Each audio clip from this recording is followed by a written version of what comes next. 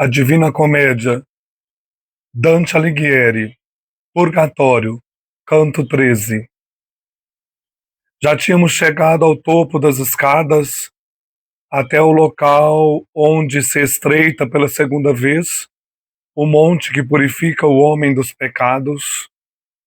Ali, assim como no primeiro círculo, um segundo círculo corre ao redor da montanha, com a ressalva de ser menor em circunferência. Ali não havia imagem ou escultura alguma. A parede era vazia e o caminho era nu. Somente se via a cor lívida da rocha bruta. Se ficarmos aqui esperando por alguém para que nos indique o caminho, disse o poeta, temo que essa escolha possa nos atrasar. Então ele olhou fixamente para o sol, depois girou sobre seu pé direito e dobrou o lado esquerdo do corpo. E disse: ó doce luz em quem confio para nos guiar neste novo caminho. Guia-nos, se nos for permitido prosseguir. Tu aqueces o mundo e o iluminas acima de nós. E a menos que o poder superior seja contrário, teus raios serão para sempre o nosso guia. Já tínhamos caminhado naquele círculo a distância equivalente a 1 milha aqui na Terra. Em pouco tempo, movidos por ardente desejo, foi quando ouvimos, embora não pudéssemos ver, espíritos que voavam em nossa direção, pronunciando convites para a mesa da caridade. A primeira voz que passou por nós voando clamou bem alto: Vino non habent, e continuou repetindo atrás de nós. Enquanto essa voz ecoava ao longe, antes que desaparecesse, outra exclamou: eu sou Orestes, e também não parou. Eu disse: ah, meu pai, que vozes são essas? E assim que perguntei, ouvi uma terceira voz: amai aqueles que vos maltratam e perseguem. E meu bom mestre disse: o pecado da inveja é punido neste círculo. Desta forma, os látegos do flagelo são palavras de amor. Os freios da advertência terão o teor oposto. Acredito que você ouvirá essas palavras antes de alcançarmos a passagem do perdão. Mas olhe atentamente através do ar e você verá almas sentadas diante de nós. Estão encostadas na parede de pedra. Abri bem os meus olhos o mais que pude. Olhei à minha frente e realmente vi almas que vestiam mantos de cor semelhante à da pedra. E quando estávamos um pouco adiantados, ouvi gritos: Maria, rogai por nós! E depois ouvi: Miguel, Pedro e todos os santos. Não creio que haja um homem sobre a terra que seja tão cruel, a ponto de não ficar trespassado pela compaixão com a cena que vi a seguir. De fato, quando me aproximei daquelas almas para ver o modo como pagavam suas penas, meus olhos verteram lágrimas de dor. Pareciam cobertos por um tecido de saco ordinário. Os ombros de um sustentavam o outro, e todos estavam encostados na parede da montanha. Assim os cegos, privados de seu sustento, em dias de indulgência ficam a pedir esmolas, e um sustenta a cabeça do outro. Logo, despertando a piedade dos que passam, não apenas com o som das palavras de súplica, mas também pela imagem que não causa menos dor. E assim como a luz do sol não chega até os cegos, também a essas almas das quais eu falo, o céu não deseja conceder sua luz. Pois em verdade, por fios de arame de ferro, seus cílios são perfurados e costurados, como falcões indomados para que não possam ver. Para mim pareceu uma grande descortesia vê-los e não ser visto, enquanto eu caminhava.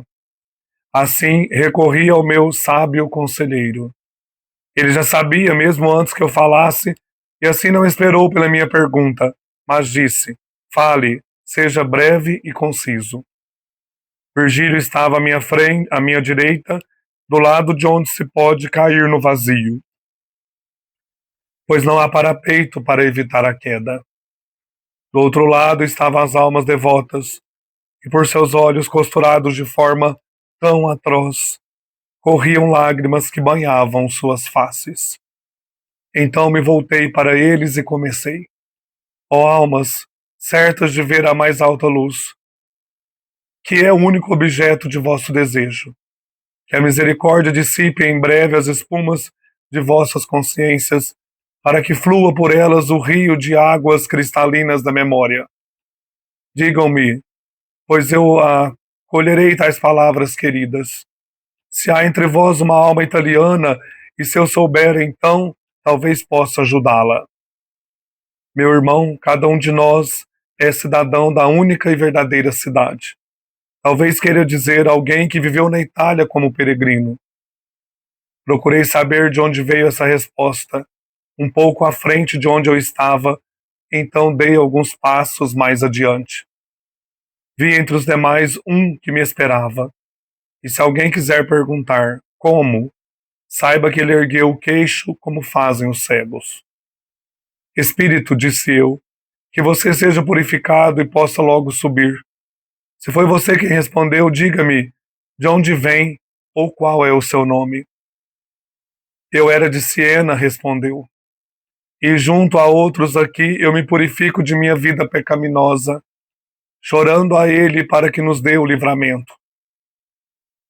Eu não era sábia, embora me chamassem sápia, e me regozijava com a desgraça dos outros, muito mais do que com a minha própria sorte.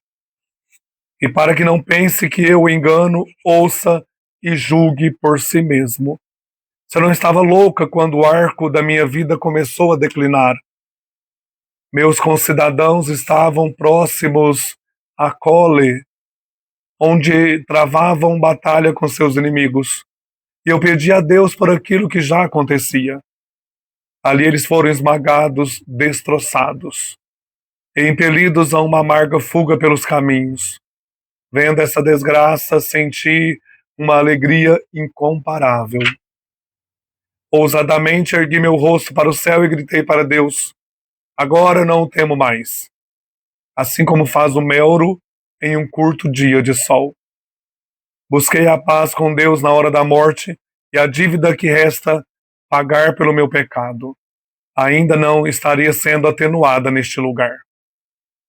Se não fosse por alguém que sempre rezou por mim, foi Pier Pettinaio, em suas devotas petições, que se compadeceu movido pela caridade. Mas quem é você que questiona nossa condição e anda por aqui com os olhos livres, creio eu, e ainda exala o seu alento enquanto fala? Meus olhos ainda hão de ser costurados, disse eu, mas por um breve tempo o meu olhar a poucos ofendeu com o pecado da inveja. Temo muito mais, e minha alma está angustiada pela punição que vi no círculo abaixo de nós, e já sinto pesar a rocha sobre meus ombros. E ela, quem então conduziu até aqui? E ainda acredita que voltará para a terra? E eu, aquele que está comigo e está em silêncio?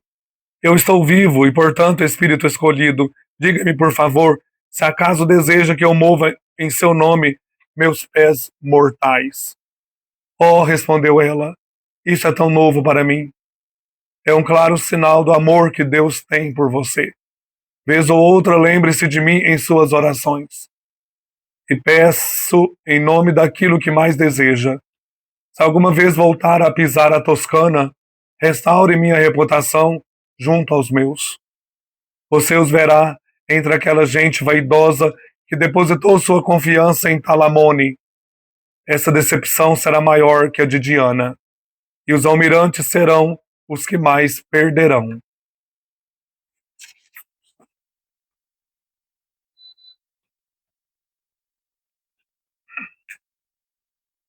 Oi, gente, eu sou o Frei Joaquim, este é o canal Herdeiros de Homero. Hoje, então, mais um canto do Purgatório da Divina Comédia Dante Alighieri, canto 13. Nós estamos no segundo círculo do purgatório, que é o círculo do pecado da inveja, segundo pecado capital. Aqui nós estamos ainda no baixo purgatório, que compreende os cantos 10 ao 16.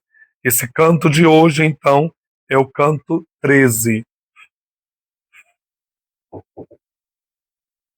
Mostrar mais uma vez aqui o esquema que eu fiz, né, do purgatório para a gente caminhar com Dante e Virgílio. Eles passaram pelo antipurgatório, já passaram pelo primeiro círculo do baixo purgatório, onde estão soberbos ou orgulhosos. Estão aqui no segundo círculo, o círculo dos invejosos. Baixo purgatório compreende 3 círculos: soberbos, invejosos e iracundos. Estamos nos invejosos. Esse círculo é bem impressionante também, onde as almas têm os olhos costurados, né? Pecado da inveja. Dante vai conversar com uma mulher italiana chamada Sápia de Siena.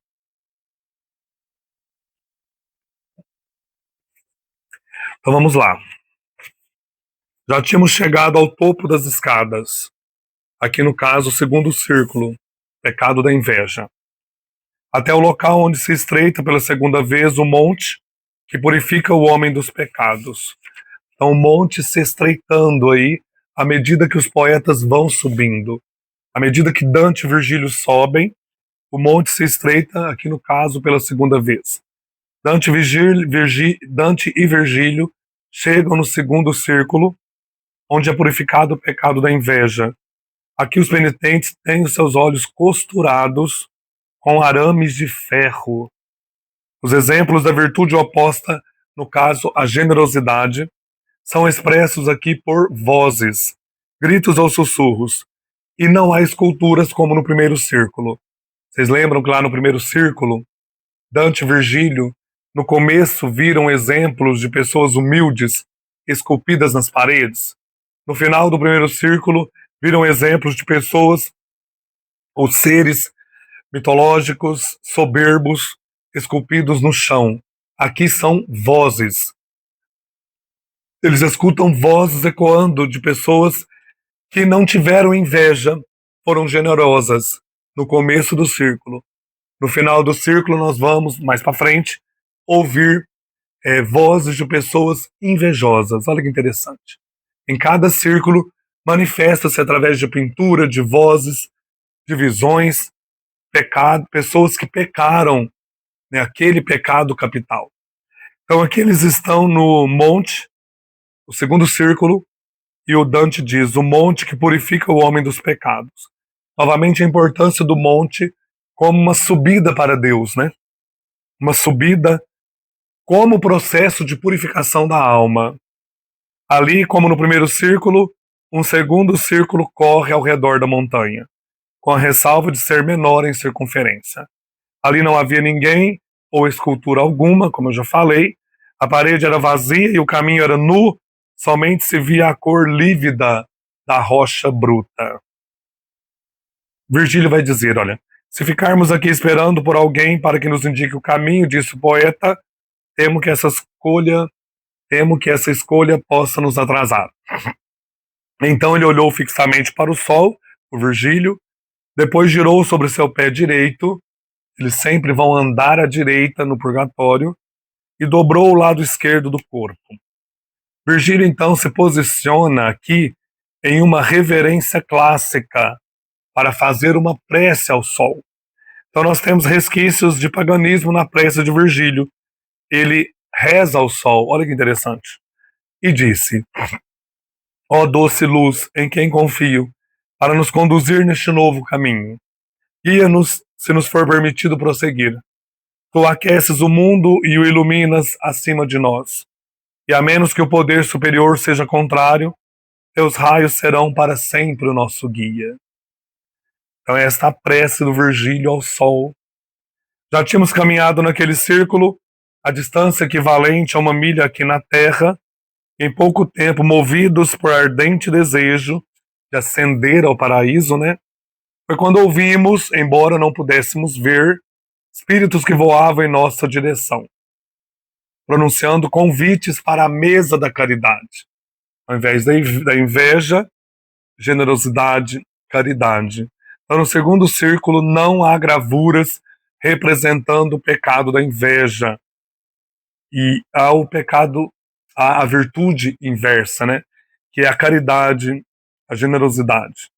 Há, sim, vozes que falam de pessoas caridosas, vozes que ressoaram durante a história, né? A primeira voz que passou por nós voando clamou bem alto: Vinum non habent. De quem é essa voz? Vinum non habent é de Maria. Eles não têm mais vinho. Ela fala isso no Evangelho de João, as bodas de Caná, capítulo 2, versículo 3, pedindo a Jesus que fizesse o primeiro milagre, transformando a água em vinho. Então esse é o primeiro exemplo citado por Dante Alighieri. Exemplo de generosidade, a virtude oposta ao pecado punido aqui no segundo círculo. Vinum non habent. Olha que bonito. É a primeira voz. Lembra que Maria também foi representada lá como humildade? Na primeira gravura, lá no círculo dos soberbos, ela é o exemplo de humildade, né? O anjo anunciando a ela o nascimento de Jesus. Aqui ressoa a voz de Maria. Achei lindo Dante fazer isso, né? Vinum non habent, ela dizendo, eles não têm mais vinho. É o milagre das bodas de Caná.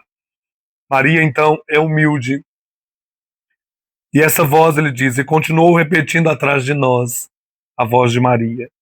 Enquanto essa voz ecoava ao longe, antes que desaparecesse, outra voz exclamou: Eu sou Orestes.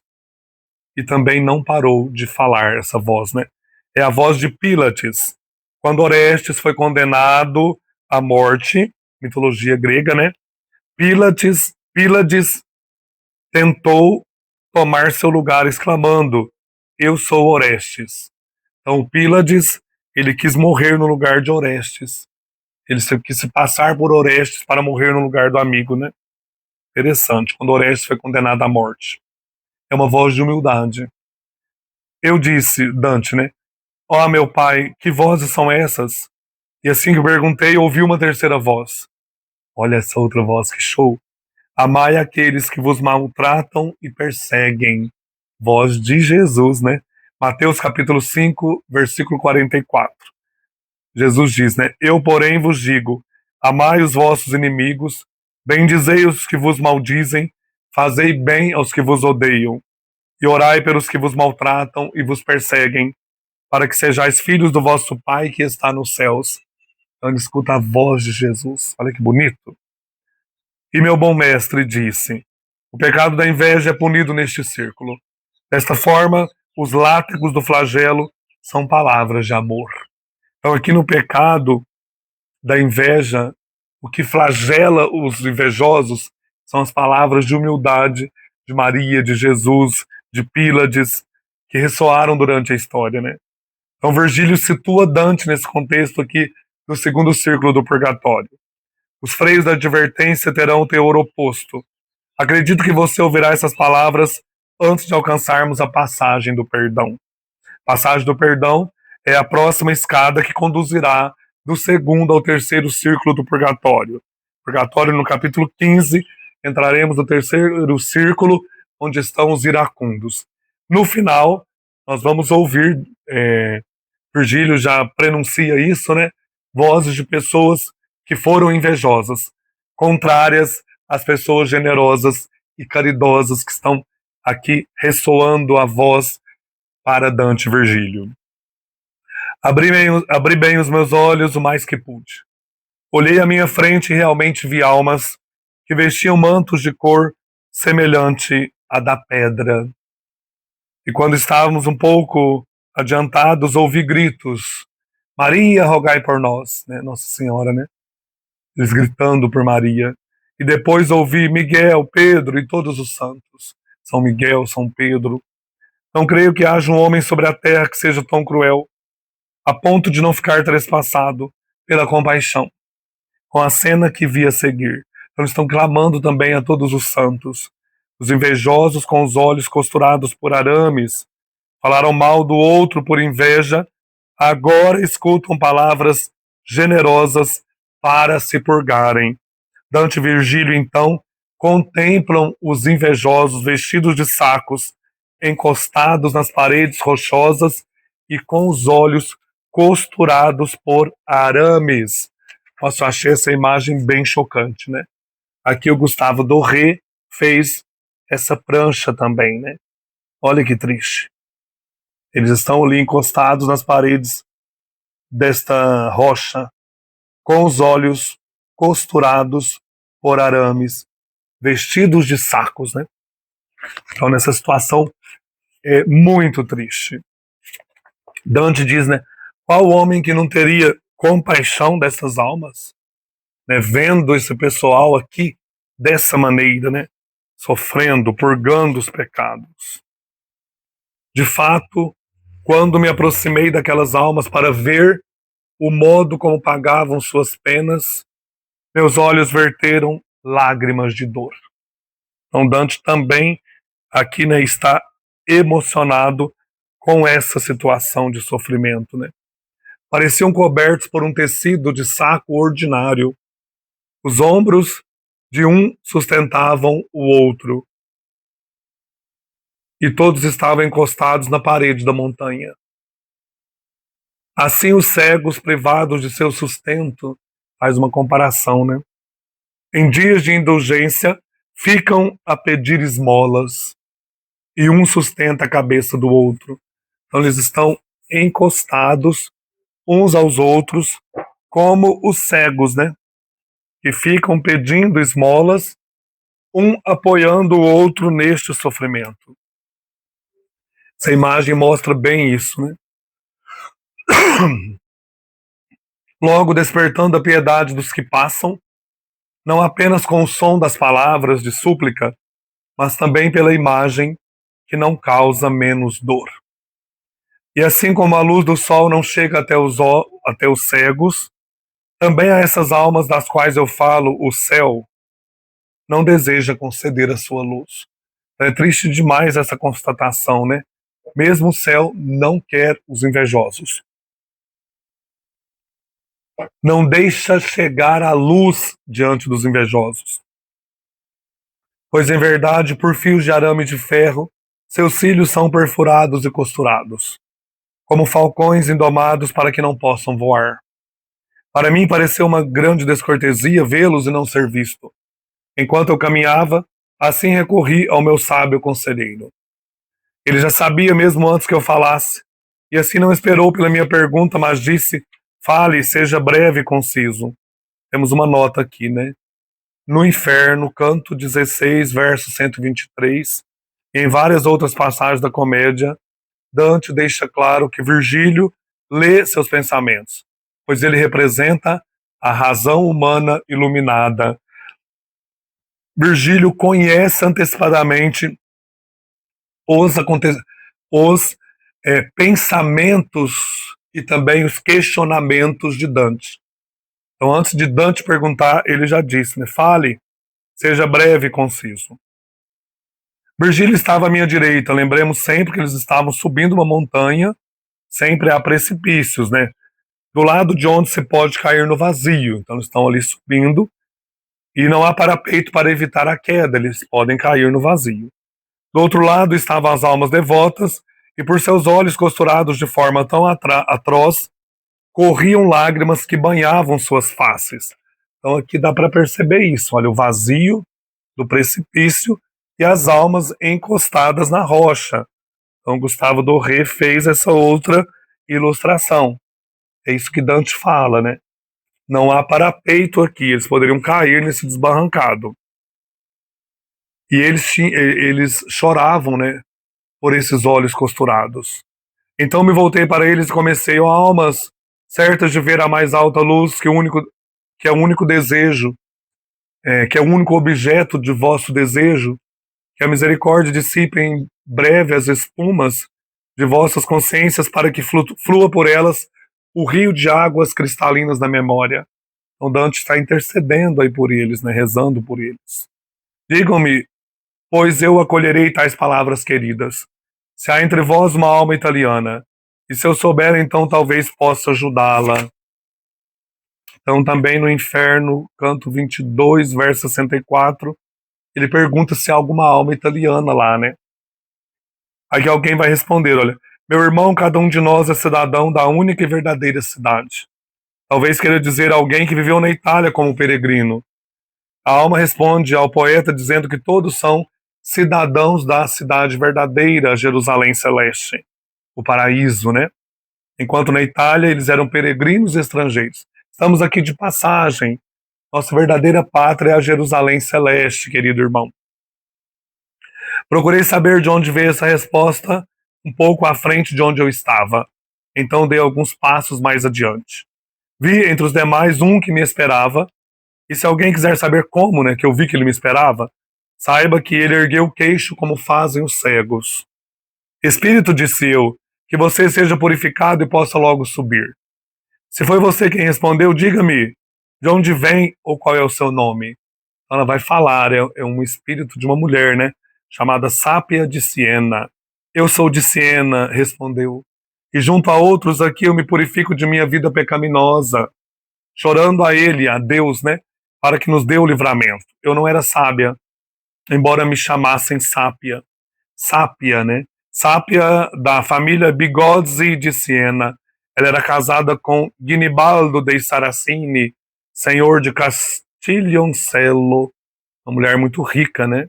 Ela era tia paterna de Provenzano Salvani, que estava lá no Purgatório no canto 11, o déspota, né? Ele era orgulho de ser aí, de dominar Siena, né? Ela era tia dele, tia paterna do Provenzano Salvani, do canto 11 do Purgatório. Capitão dos sienenses, ele se achava senhor de Siena, né? Tinha orgulho de dominar a cidade. Ela, a Siena, a Sápia, odiava os sienenses e invejava o poder de seu sobrinho, do Provenzano Salvani. Durante a batalha contra os guelfos de Florença, ela torceu contra o seu povo. Ela detestava o povo de Siena e vangloriou-se ao saber que eles haviam sido derrotados. Ela queria que eles fossem mortos mesmo. Neste canto, ela é a imagem do prazer cruel da inveja, na desgraça dos outros.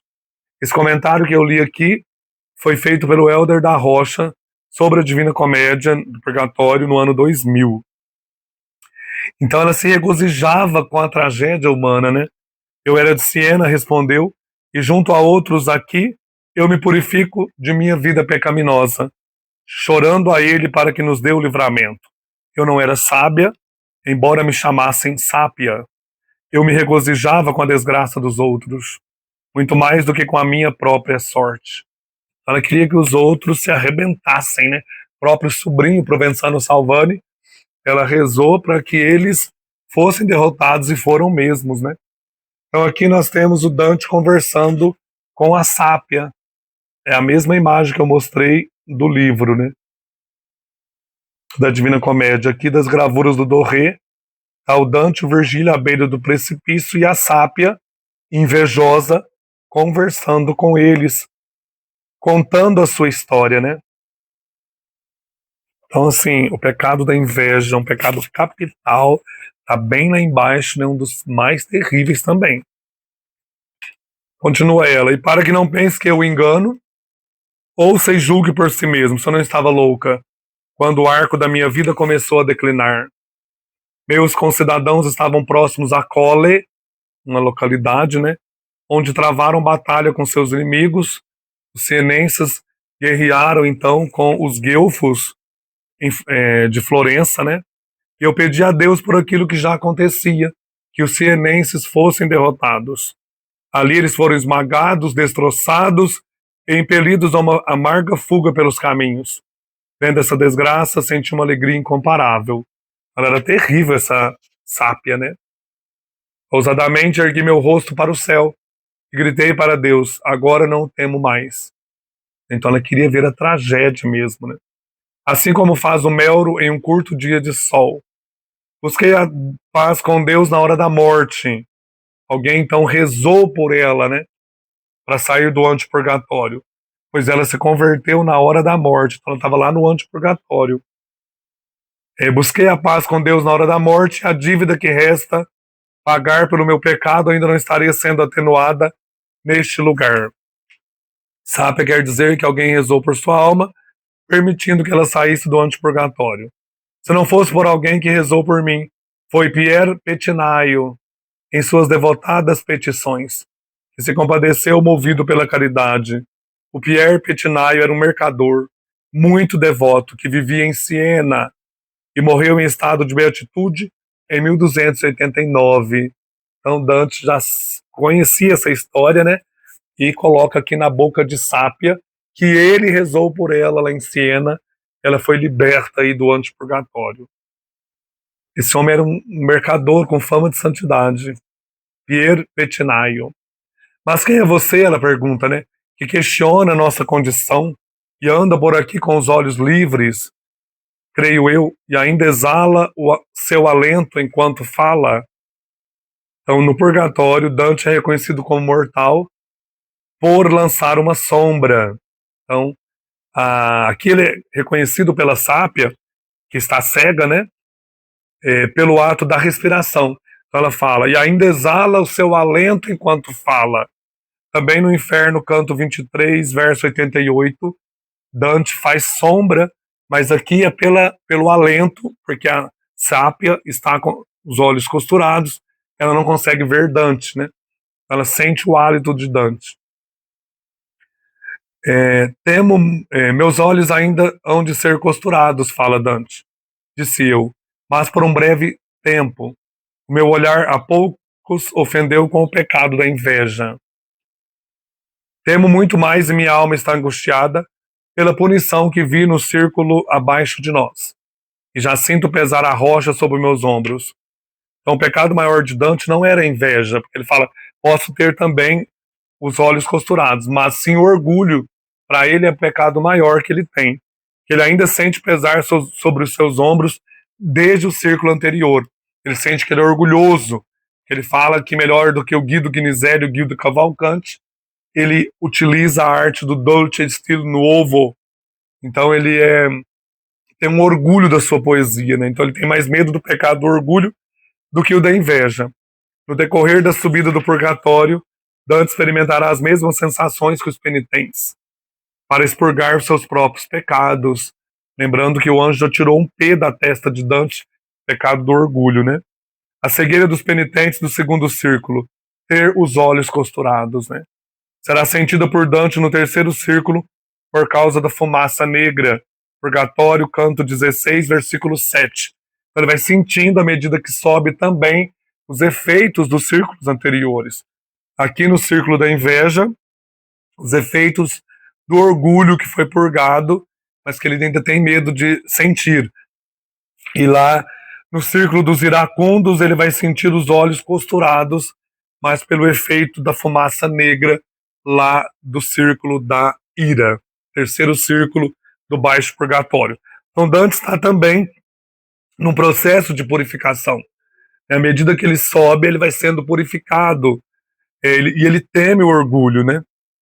Orgulho também pela obra, como os outros lá, o Oderise tinha orgulho, né, da sua obra artística. E ele aqui, orgulho da poesia, né? Olha, temo muito mais e minha alma está angustiada pela punição que vi no círculo abaixo de nós, o círculo do orgulho, da soberba. E já sinto pesar a rocha sobre meus ombros, como se ele estivesse aí também transportando aquelas pedras sobre os ombros. Tal como aqueles pecadores lá, né, do círculo anterior. Então Dante sente isso dentro dele, né, como se ele tivesse condenado pelo pecado do orgulho. E ela, né, a Sápia, quem então o conduziu até aqui, e ainda acredita que voltará para a terra? E eu, aquele que está comigo e está em silêncio, eu estou vivo. Eu não falo o nome do Virgílio, é aquele que está comigo. Eu estou vivo e, portanto, espírito escolhido. Diga-me, por favor, se acaso deseja que eu mova em seu nome meus pés mortais, que eu faça alguma coisa por você lá na terra, né? Oh, respondeu ela, isso é tão novo para mim. Então Sápia encontrou generosidade em Dante e se espanta, né? Você é tão novo, alguém pensar em mim lá na terra. É um claro sinal do amor que Deus tem por você. Você está sendo caridoso, né? Vez ou outra, lembre-se de mim em suas orações. É interessante isso, né? Ela pedir que Dante reze por ela na terra. E peça em nome daquilo que mais deseja, que é subir ao paraíso. Se alguma vez voltar a pisar a Toscana, restaure minha reputação junto aos meus. Então Dante restaurará a reputação da sápia de Siena na Divina Comédia, né? Mostrando-a no purgatório. Então que ela não foi condenada ao inferno por ser invejosa, que um dia ela irá para o céu, para o paraíso. Interessante, né? Ele vai restaurá-la na Divina Comédia, aqui, né? Nesse canto 13, colocando-a no purgatório e não no inferno. Você os verá entre aquela gente vaidosa, né? Você verá os meus entre a gente vaidosa. Então, os sienenses eram vaidosos e se orgulhavam do fato de a cidade de Siena ter sido fundada pelos gauleses, um dos povos fundadores da França. Também no Inferno, canto 29, fala-se disso, versículos 121 e 123. Então você verá, diz a sápia, a minha gente lá entre a gente vaidosa dos sienenses, né? Se alguma vez voltar a pisar a Toscana, restaure minha reputação junto aos meus.